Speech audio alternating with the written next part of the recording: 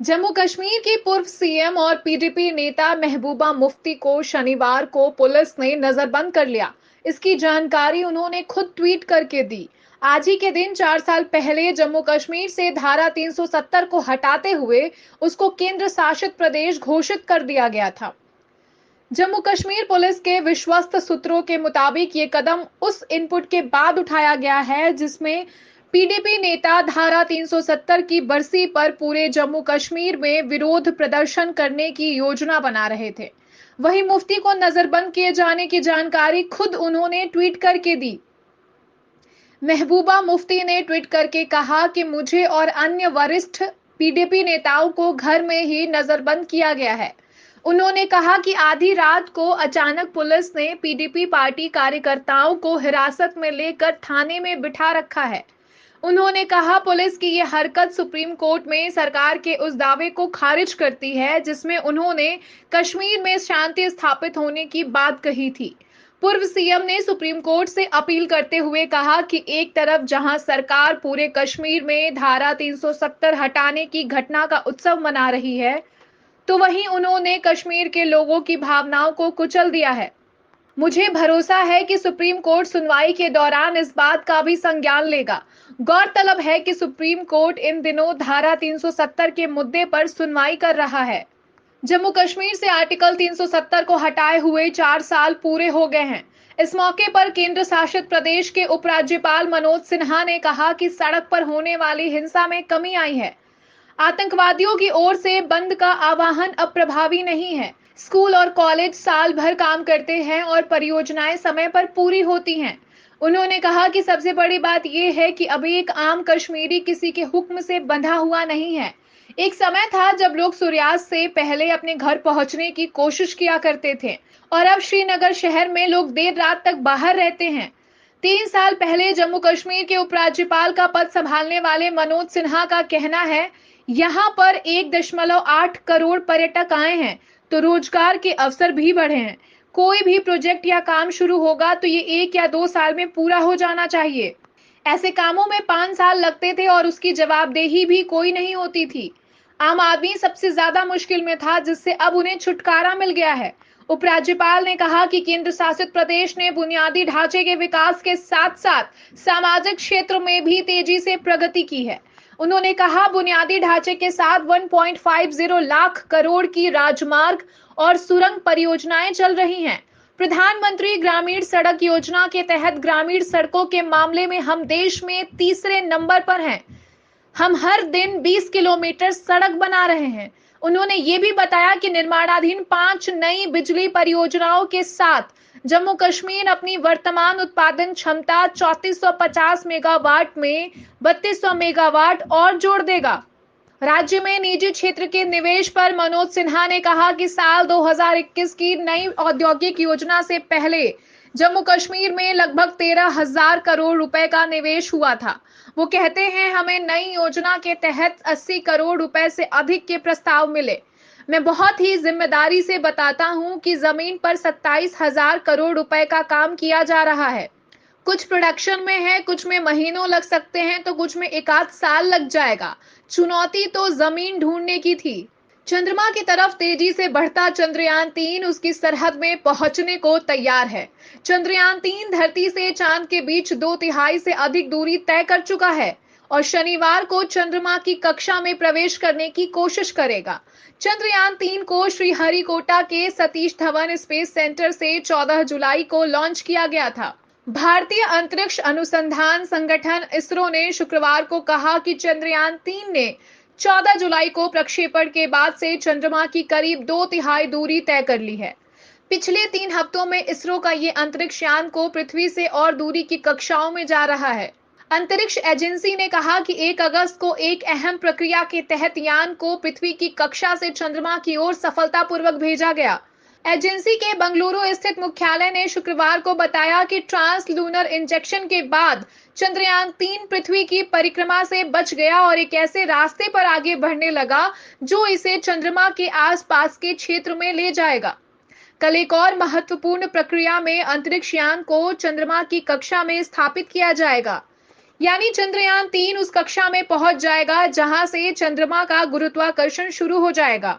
वैज्ञानिकों की चंद्रयान 3 के चांद की कक्षा में पहुंचने की प्रक्रिया सफल रहने की पूरी उम्मीद है। इसरो ने कहा कि लूनर ऑर्बिट इंजेक्शन 5 अगस्त को शाम करीब 7 बजे के लिए तैयार है। ये प्रक्रिया तब पूरी की जाएगी जब चंद्रयान 3 चंद्रमा के सबसे नजदीक स्थित होगा। चंद्रयान अभी करीब 37,200 किलोमीटर प्रति घंटा की रफ्तार से चांद की ओर बढ़ रहा है। चंद्रमा की कक्षा में पहुंचने के बाद ये उसकी सतह से लगभग 40,000 किलोमीटर दूर रह जाएगा। अंतरिक्ष एजेंसी पूर्व में बता चुकी है कि भारत के तीसरे चंद्र मिशन की स्थिति पूरी तरह सामान्य है और 23 अगस्त को चांद की सतह पर इसकी सॉफ्ट लैंडिंग का प्रयास किया जाएगा। जम्मू कश्मीर के कुलगाम में आतंकियों से मुठभेड़ में 3 जवान शहीद हो गए हैं। आतंकियों के खिलाफ सेना का सर्च ऑपरेशन जारी है। कुलगाम जिले के हलान वन क्षेत्र के ऊंचे इलाकों में आतंकियों के होने की सूचना पर सेना ने सर्च अभियान चलाया था, जिसमें कुलगाम पुलिस भी शामिल थी। अभियान के दौरान शुक्रवार शाम को आतंकियों से जवानों की मुठभेड़ हुई थी, जिसमें 3 जवान घायल हुए थे। घायल जवानों को इलाज के लिए अस्पताल ले जाया गया था, जहां देर रात उनकी मौत हो गई। आतंकियों से जवानों की मुठभेड़ ऐसे समय में हो रही है जब आज 5 अगस्त को जम्मू कश्मीर से अनुच्छेद 370 के निरस्त होने के 4 साल पूरे हो रहे हैं। इस मौके पर बीजेपी ने श्रीनगर में विजय मार्च निकालने का ऐलान किया है। सुबह 9:30 बजे नेहरू पार्क से शुरू होकर ये विजय मार्च शेरे कश्मीर इंटरनेशनल कॉन्फ्रेंस सेंटर तक जाएगा। वहीं एहतियात के तौर पर शनिवार को अमरनाथ यात्रा को स्थगित किया गया है। कुलगाम से ही बीती 19 जुलाई को भारतीय सेना का जवान जावेद अहमद वानी लापता हो गया था। वानी 29 जुलाई को छुट्टी पर अपने घर आया था और उसी शाम को वो लापता हो गया। जवान जिस कार से घर से निकला था वो सड़क किनारे बरामद की गई थी। उसमें खून के निशान भी मिले थे। जवान के परिजनों ने दावा किया था कि उसे अगवा कर लिया गया है। लापता जवान की तलाश के लिए सेना और पुलिस ने बड़े पैमाने पर सर्च अभियान शुरू किया था। 5 दिनों के बाद 3 अगस्त को वानी को पुलिस की टीम ने ढूंढ निकाला था। जवान के मिलने की सूचना देते हुए एडीजीपी कश्मीर ने कहा था कि मेडिकल जांच के बाद उससे पूछताछ की जाएगी। इस पूछताछ में सेना और पुलिस दोनों के अधिकारी शामिल होंगे। भारतीय पुरातत्व सर्वेक्षण एएसआई ने ज्ञानवापी के दूसरे दिन का सर्वे शुरू कर दिया है। टीम सुबह करीब 8 बजे ज्ञानवापी पहुंची। सर्वे को लेकर सुरक्षा व्यवस्था चाक चौबंद कर दी गई है। पहले दिन के सर्वे में 7 घंटे से ज्यादा समय तक परिसर की आकृति तैयार की गई है और मापजोख भी की गई है। वहीं ज्ञानवापी परिसर का वैज्ञानिक सर्वेक्षण शुरू होने से पहले हिंदू पक्ष के वकील सुधीर त्रिपाठी ने बयान दिया। उन्होंने कहा, ये सर्वे का दूसरा दिन है। हमें उम्मीद है कि लोग सर्वेक्षण में सहयोग करेंगे। हम चाहते हैं कि मामला सुलझ जाए। जल्द ही सर्वेक्षण से सब कुछ साफ हो जाएगा। एएसआई सर्वे के दूसरे दिन मुस्लिम पक्ष से वकील एजाज मकबूल भी ज्ञानवापी पहुंच गए हैं। बता दें कि पहले दिन के सर्वे के दौरान एएसआई के साथ हिंदू पक्ष के वकील अंदर थे और मुस्लिम पक्ष नदारद था। एएसआई सर्वे के दूसरे सुरक्षा के पुख्ता इंतजाम किए गए। वाराणसी की पुलिस फोर्स सुबह से ही ज्ञानवापी के आसपास गश्त लगाती नजर आई। ज्ञानवापी परिसर के दूसरे दिन के सर्वे के लिए एएसआई की टीम ज्ञानवापी पहुंच गई है। इसके साथ हलचल तेज हुई। हिंदू पक्ष के वकील विष्णु शंकर जैन भी ज्ञानवापी पहुंच गए हैं। ज्ञानवापी परिसर के एएसआई से सर्वे के मामले में एआईएमआईएम चीफ असदुद्दीन ओवैसी ने बड़ा बयान दिया है। असदुद्दीन ओवैसी ने शनिवार को ट्वीट किया। उन्होंने कहा, एक बार जब ज्ञानवापी एएसआई रिपोर्ट सार्वजनिक हो जाएगी तो कौन जानता है कि चीजें कैसे आगे बढ़ेंगी। आशा है कि न तो 23 दिसंबर और न ही 6 दिसंबर की पुनरावृत्ति होगी। पूजा स्थल अधिनियम की पवित्रता के संबंध में अयोध्या फैसले में सुप्रीम कोर्ट की टिप्पणी का अनादर नहीं किया जाना चाहिए। आशा ये है कि 1000 बाबरियों के लिए फ्लड गेट्स नहीं खोले जाएंगे। पूर्वोत्तर राज्य मणिपुर में जातीय संघर्षों के बीच हिंसा का सिलसिला थमने का नाम नहीं ले रहा है। ताजा घटनाओं में शुक्रवार देर रात विष्णुपुर जिले में हिंसा की ताजा घटनाओं से कम 3 लोगों की मौत हो गई है। अधिकारियों ने ये जानकारी दी है। अधिकारियों के मुताबिक मृतक कथित तौर पर क्वाकटा इलाके के मैतेई समुदाय से है। इन घटनाओं में हत्याओं के अलावा कुकी समुदाय के कई घरों को जलाना भी शामिल है। हिंसा का ये नया मामला मणिपुर के बिष्णुपुर जिले में गुरुवार को सशस्त्र बलों और मैतेई समुदाय के प्रदर्शनकारियों के बीच हुई झड़प में 17 लोगों के घायल होने के 2 दिन बाद सामने आया है। घटना के बाद इम्फाल पूर्व और इम्फाल पश्चिम के अधिकारियों ने क्षेत्र में कानून और व्यवस्था बनाए रखने के लिए पहले घोषित कर्फ्यू में ढील वापस ले ली। एहतियात के तौर पर दिन का कर्फ्यू भी फिर से लागू कर दिया गया है। सशस्त्र बलों और मणिपुर पुलिस ने जिले के कांगवई और फोगा कचाव इलाकों में प्रदर्शनकारियों को तितर बितर करने के लिए आंसू गैस के गोले भी दागे। जानकारी के अनुसार ये घटना तब हुई जब मैतेई महिलाएं जिले में बैरिकेड क्षेत्र को पार करने का प्रयास कर रही थी। उन्हें असम राइफल्स और रैपिड एक्शन फोर्स RAF ने रोक दिया, जिससे समुदाय और सशस्त्र बलों के बीच पथराव और झड़पें हुई।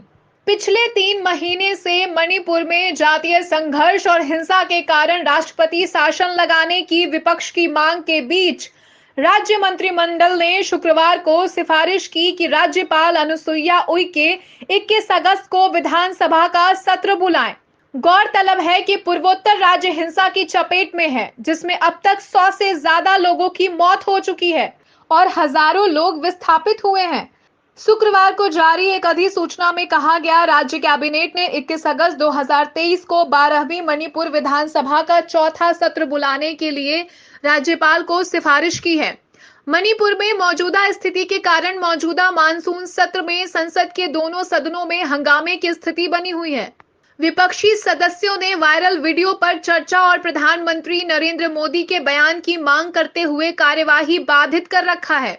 उत्तर भारत के कई राज्यों में भारी बारिश का अलर्ट जारी किया है। मौसम विभाग के मुताबिक देश के ज्यादातर हिस्सों में तेज बारिश हो सकती है। वहीं दक्षिण भारत के कुछ राज्यों में तूफान भी आने की संभावना व्यक्त की गई है। पहाड़ी राज्य उत्तराखंड और हिमाचल प्रदेश में भी मूसलाधार बारिश का पूर्वानुमान लगाया गया है। वहीं पूर्वोत्तर राज्यों में भारी बारिश की संभावना व्यक्त की गई है।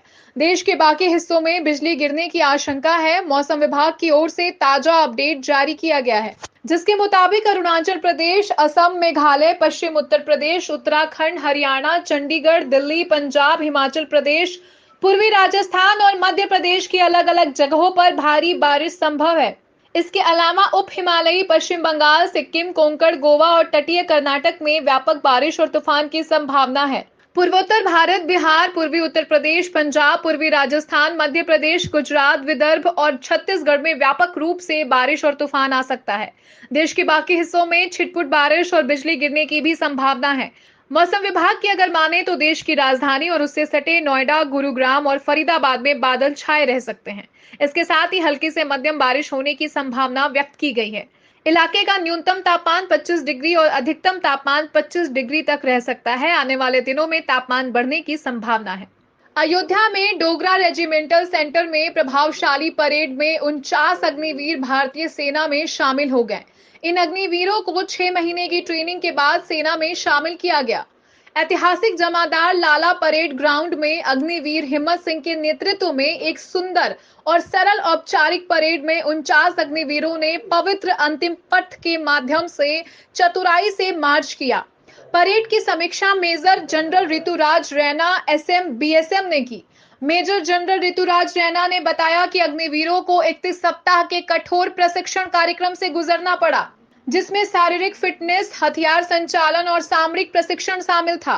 परेड सैनिकों के कौशल और क्षमताओं का प्रदर्शन था, क्योंकि उन्होंने एक साथ मार्च किया और हथियारों को संभालने में अपनी दक्षता का प्रदर्शन किया। युवा सैनिकों ने गर्व और समर्पण के साथ देश की सेवा करने और भारतीय सेना के मूल्यों को बनाए रखने की शपथ ली। ये कार्यक्रम डोगरा रेजिमेंटल सेंटर के लिए गर्व का क्षण था, क्योंकि पहला अग्निवीर कोर्स डोगरा रेजिमेंट और भारतीय सेना में शामिल किया गया। पासिंग आउट परेड भारतीय सेना के लिए सर्वोत्तम सैनिकों को प्रशिक्षित करने और तैयार करने के प्रति डोगरा सेंटर की प्रतिबद्धता का प्रमाण था। टोटल अभी 49 अग्निवीर हैं जो अभी परेड पर थे। 6 ट्रेडमैन हैं जो यहाँ पर नहीं है, वो दूसरी ट्रेनिंग के लिए गए हुए, लेकिन आज अभी 49 यहाँ से पास आउट हो रहे हैं। इनके माता पिता भी आए थे, क्या संदेश क्या है इसे? ये पहला लॉट है अग्निवीर का डोगरा रेजिमेंट में। वैसे अग्निवीर बाकी रेजिमेंट्स में अभी तक पास आउट हो चुके हैं, ज्वाइन भी कर गए हैं यूनिट। हमारे डोगरा रेजिमेंट में पहला लॉट है और काफ़ी सारे इनके परिवारजन इधर आए हुए हैं, सब बहुत खुश हैं। पहला सेट है, हिस्टोरिक ओकेजन है, काफ़ी ऐतिहासिक समय है। तो ये इनके लिए भी गौरव का समय है और हमारे लिए भी गौरव का विषय है। त्रिपुरा में दक्षिणपंथी समूह के लोगों ने एक मुस्लिम लड़के की पिटाई कर दी। पीड़ित लड़के ने मुस्लिम लड़कियों को हिजाब पहनकर स्कूल में प्रवेश करने से रोकने पर आपत्ति जताई थी। स्थानीय लोगों ने बताया कि 10वीं कक्षा के एक छात्र को स्कूल के सामने खींचकर पीटा गया, जबकि प्रधानाध्यापक सहित कोई भी शिक्षक उसके बचाव में नहीं आया। इस घटना से स्थानीय लोगों में आक्रोश फैल गया और उन्होंने विरोध में सड़कें जाम कर दी। बताया जा रहा है कि हमलावर बाहरी लोग थे और कथित तौर पर उनका स्कूल से किसी भी तरह से कोई लेना देना नहीं था। घटना के बाद सिपाही जला जिले के बिसालगढ़ उपखंड क्षेत्र में तनाव है। स्कूल अधिकारियों के अनुसार एक सप्ताह पहले पूर्व छात्रों का एक समूह जो एक दक्षिणपंथी संगठन से जुड़े होने का दावा करता है, स्कूल आया और स्कूल परिसर में मुस्लिम छात्राओं को हिजाब पहनने की अनुमति देने पर चिंता जताई और इसे निर्धारित सरकारी पोशाक के अनुरूप नहीं बताते हुए प्रधानाध्यापक से इस पर रोक लगाने का अनुरोध किया। विश्व हिंदू परिषद से जुड़े पूर्व छात्रों के एक समूह ने सरकारी सहायता प्राप्त कराईमुरा कक्षा 12वीं स्कूल के प्रधानाध्यापक प्रियतोष नंदी से मुलाकात की थी। चूंकि इस तरह के नियम के बारे में संबंधित सरकारी विभाग से कोई स्पष्ट निर्देश नहीं है, इसलिए प्रधानाध्यापक ने मौखिक रूप से छात्रों को स्कूल में हिजाब नहीं पहनने की सूचना दी थी। पुलिस ने कहा है कि ये कोई सांप्रदायिक मुद्दा नहीं है, जैसा कि कुछ सोशल मीडिया प्लेटफॉर्मों पर इसके बारे में सूचना दी गई है। उन्होंने बताया कि मामला दर्ज कर लिया गया है। साथ ही पुलिस ने ट्वीट कर कहा कि इसकी जांच की जा रही है। इस क्षेत्र में भारी पुलिस तैनात है। ये विभिन्न समुदाय के सदस्यों वाली मिश्रित आबादी वाला इलाका है। एहतियात के तौर पर स्थिति को नियंत्रित करने के प्रयास में कक्षाएं निलंबित कर दी गई हैं। उन्होंने कहा कि राज्य के अधिकारी स्थिति पर करीब से नजर रख रहे हैं और मुद्दे को सुलझाने और क्षेत्र में शांति बहाल करने के लिए प्रयास किए जा रहे हैं।